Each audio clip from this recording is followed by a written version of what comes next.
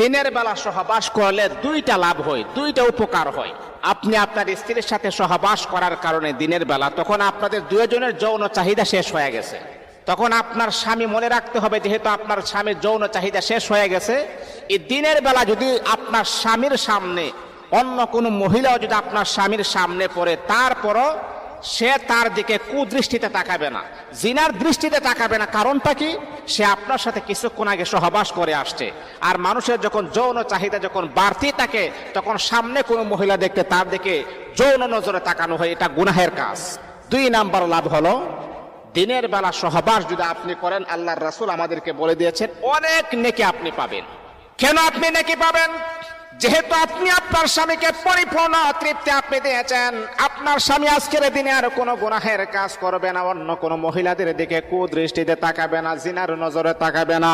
এই জন্য আমার প্রিয় বন্ধুগণ, মা